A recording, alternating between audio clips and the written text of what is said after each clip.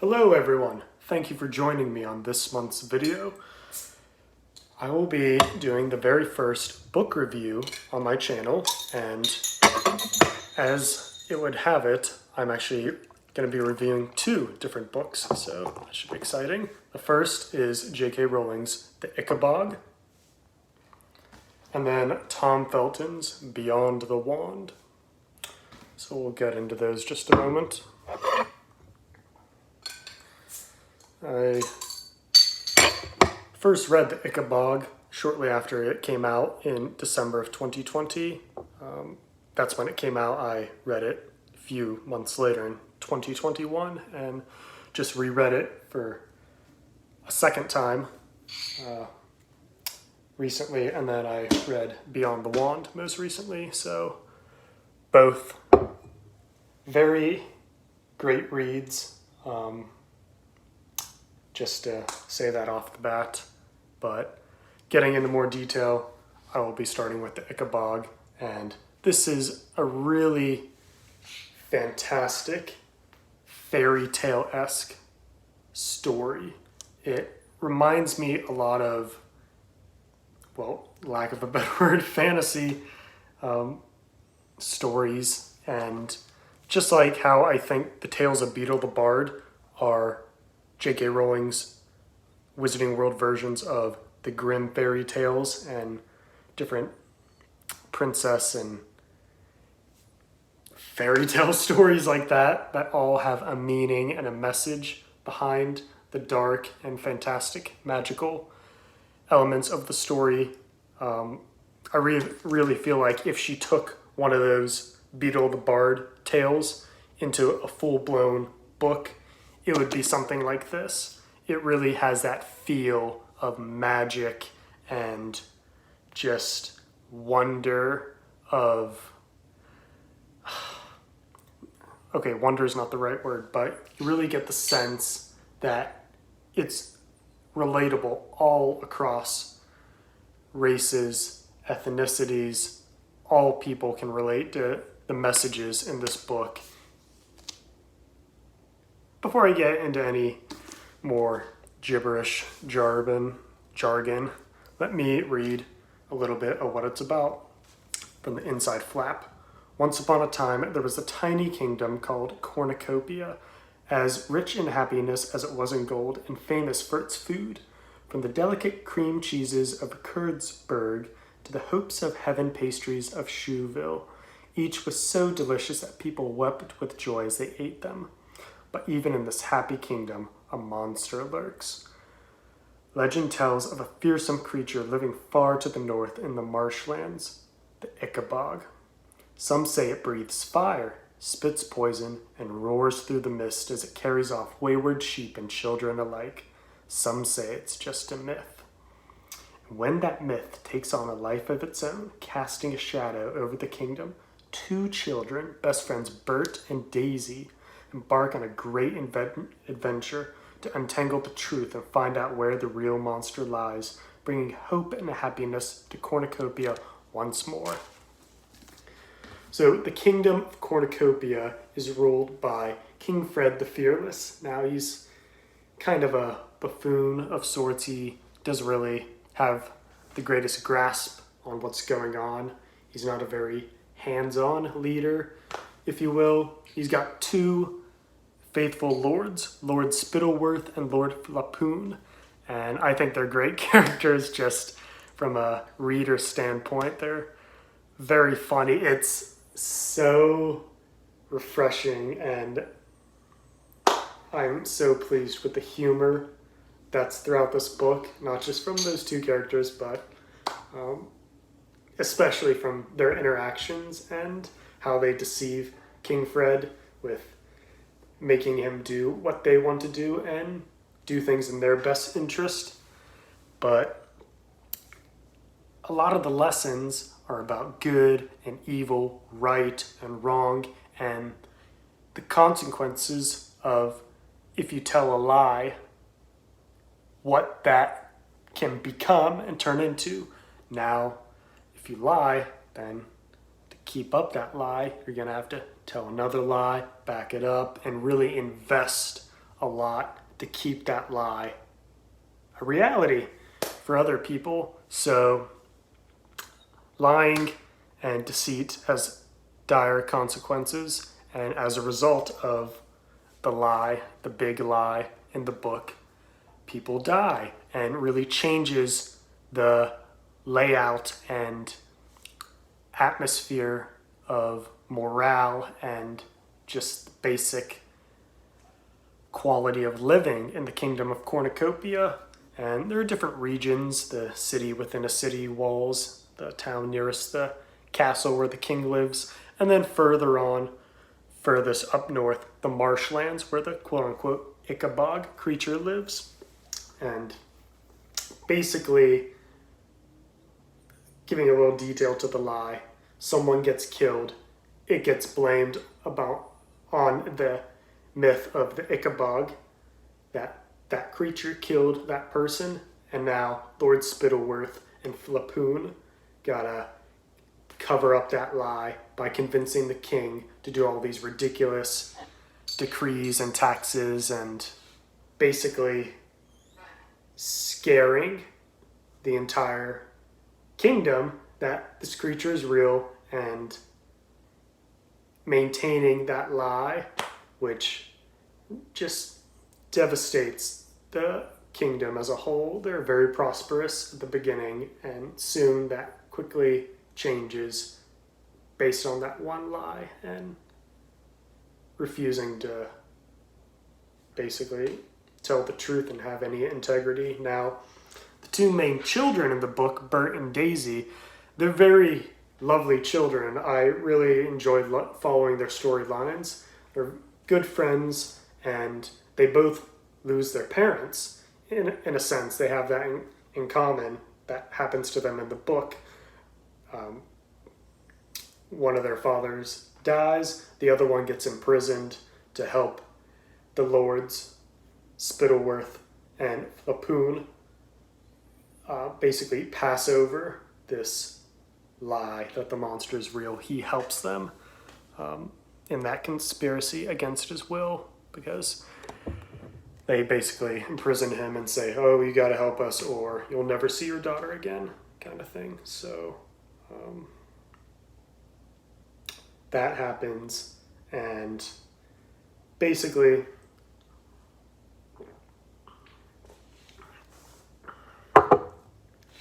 it's the first children's book, that J.K. Rowling has written since the Harry Potter books, and I personally would give it 5 out of 5 stars. If you're looking for a nice, easy read, it's a real page turner. It's about around 274 pages, somewhere in that range.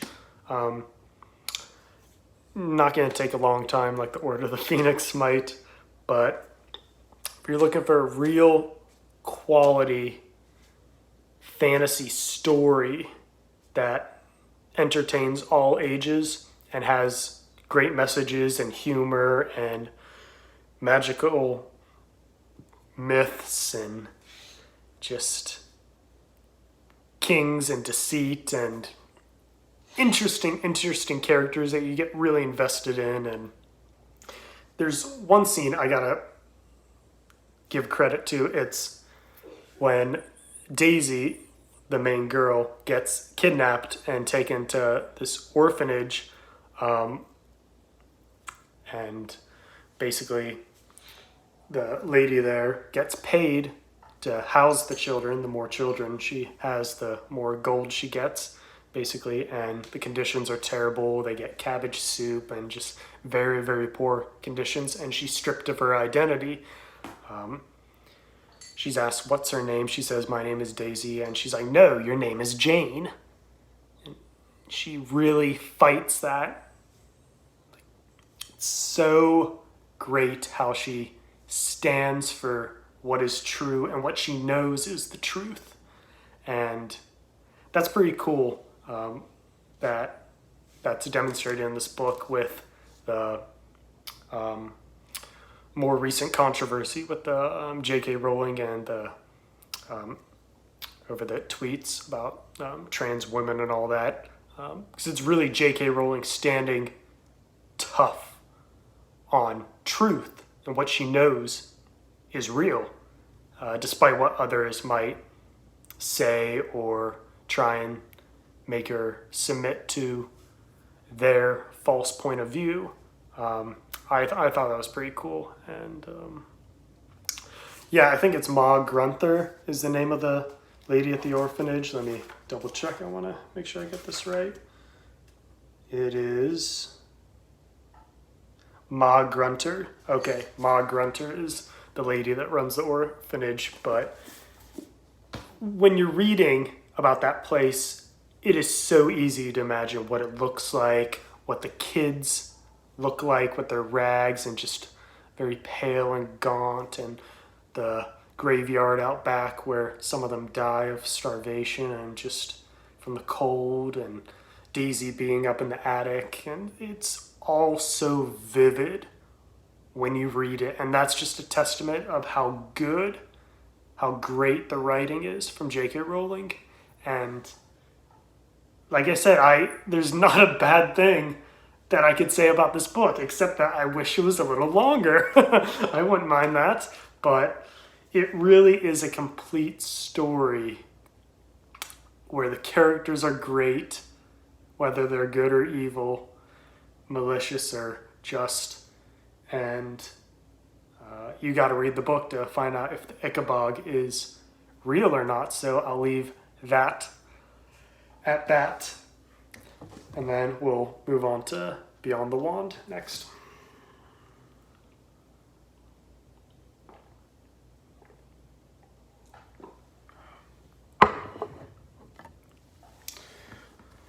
If I didn't say it before, 5 out of 5 stars for the Ickabog.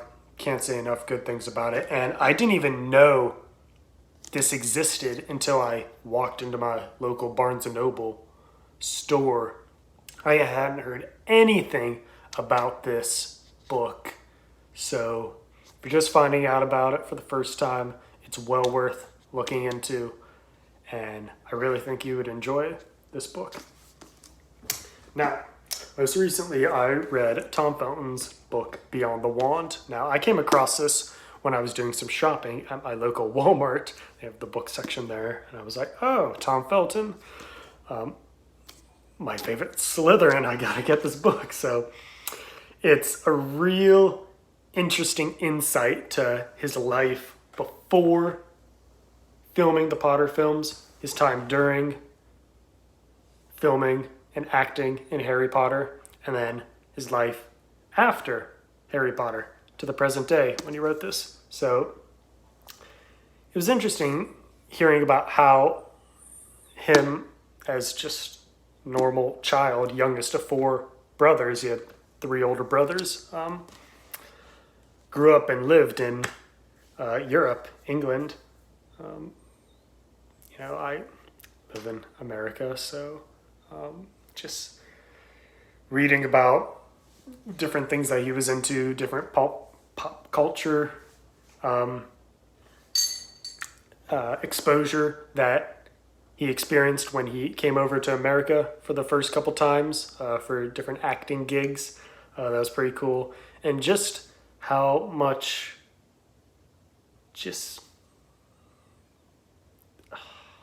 I guess what I'm trying to say is just how much of a typical good guy he seems. I mean, I'm no actor by any stretch, but I feel like, by whatever providence that came to be, he was definitely meant to get the role of Draco Malfoy and play it brilliantly, but it definitely didn't seem like he would be the first pick for the role. If you just knew him as a regular person, how he is. But I think him not being fully aware of Harry Potter and the story, the books, going into the audition for Harry and eventually landing the part of Draco really helped him get the role in that respect, because it was really an open audition for anyone who wanted to try out, not just professional actors. But it was so cool to read about his time on set and just how things operated with table reads and the different rules that, they had for all the actors, and how little or how much time he spent with the main trio, Daniel Radcliffe, Emma Watson, Rupert Grint, and just how those friendships were made and how they spent their time together, and how he was really more close with the actors that played Crabbe and Goyle. I forget their real names, but that makes sense because most of the scenes involved Draco with Crabbe and Goyle. So getting into mischief with them off screen was very cool to read about. That made me proud as a Slytherin to hear about that mischief making, and just how, okay, all I will say for the latter half of the book, once he was done filming Harry Potter and the life he's lived since then up till now, the book took a certain turn that I wasn't expecting him to get into, because I don't know Tom Felton. I just know Tom Felton, the actor. I don't know a lot of details about his life. That's what this book is. So it was really, it was interesting, and I found it quite compelling for what he was telling us, what he went through, just not just as an actor, but just with the stress and those relationships that he made and the kind of life that he was trying to live after Harry Potter. That was really, it got real. It certainly got real. And I don't know if this is one of those books that I would want to reread right again, probably in a couple years, maybe 3 to 5 years, I'll probably maybe pick it up again. But if you're a big fan about Harry Potter, this would definitely be your cup of tea to check out if you're, either a Slytherin or not. But it's really a great nugget to accompany all the extra content that we have with Harry Potter, with behind the scenes and different reunions and specials with the actors. And, Tom Felton, he's, like I said, my favorite Slytherin, and getting into Harry Potter, reading the books for the first time, I identified more with Draco's character on the screen and on the page, reading about it, more than I did with Harry. I still like Harry, don't get me wrong, but Draco Malfoy was definitely the character I connected with first when reading and exploring the world of Harry Potter and the Wizarding World. So, this was a must read for me to pick this up. I'd say just about the films and everything, the casting was very fascinating to read about. The audition process for him when it came to Harry Potter, as well as all the jobs he got before then with TV and a couple movies. That was really inspiring to hear about his time with that, and how that eventually led to the Harry Potter films. But 2 great books that I definitely glad I read. I don't regret spending the time sitting down reading them. But Beyond the Wand by Tom Felton, I'd give this 5 out of 5 stars. Well worth the read if you're a diehard Harry Potter fan and looking to get a couple insights and a really human story of someone who's just made it really famous, wasn't looking to be in that kind of life. He had a normal job and normal tastes and just took it all in stride. And